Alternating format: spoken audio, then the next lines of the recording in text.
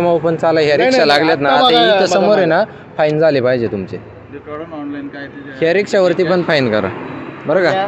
त्या रिक्षा लागल्यात नियमात चालल्यात ना. हो साहेब ही एक एक रिक्षा इथून उचलायची बरं का. आता तुम्ही जर नियमात चालल्यात ना त्या गाडीला तुम्ही जामाला नाही ऑफिसचं नाही. आता इथं नियमातच चालायचं. तुम्ही ह्या पण गाड्या तुम्ही उचला लावा फाईन यांना. रिक्षावाले काय तुमचे काही सगळे सोयरे आहे का पाहुणे आहे का तुमचे पाहुणे आहे का तुम्ही आता आमच्याशीच बोलताय ना.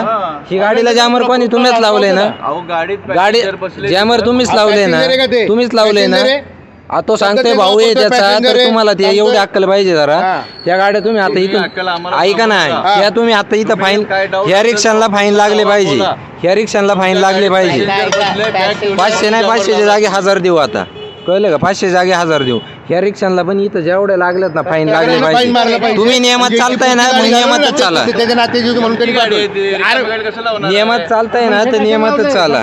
नो पार्किंग झोन मध्ये ह्या गाड्या नो पार्किंग झोन मध्ये काय नो पार्किंग झोन मध्ये थांबू नका ना इथं. कशाला थांबतात ह्या कशाला थांबल्यात. नाही नाही ह्या कशाला थांबल्यात. बाकीचं कशाला करतो करू नका तुम्ही. त्या कशाला थांबल्यात. तिकडे जाऊन पिकअप करा. ज्या ठिकाणी पिकअप आहे त्या ठिकाणी करा ना. अरे पण ही काही पिकअपची जागा आहे का. रस्त्यावरती चालताना मी काय म्हटलं आमच्या समोरची गाडी होती म्हणून आमची गाडी त्या गाडीला काय नाही जामर लावलं तर नो पार्किंगला उभी होती ना. एमटी होतं त्याचा ड्रायव्हर पण होता का. ड्रायव्हर होता का सीटवर येत नाही आम्हाला पिकअप असलं नो पार्किंग मध्ये आहे ना गाडी. नो गाडी नो पार्किंग मध्ये गाडी नो पार्किंग मध्ये आहे ना.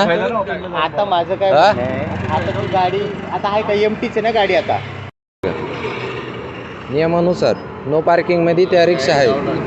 त्या रिक्षा ह्या रिक्षा सगळ्या नो पार्किंग मध्ये आहेत. तुम्ही जर नियमाने चालताय ना ही गाडीला तुम्ही फाईनच मारताय ना तर त्या पण गाड्यांना ह्या रिक्षा पण आहे ना ह्या पण कमर्शियल मध्येच येतात.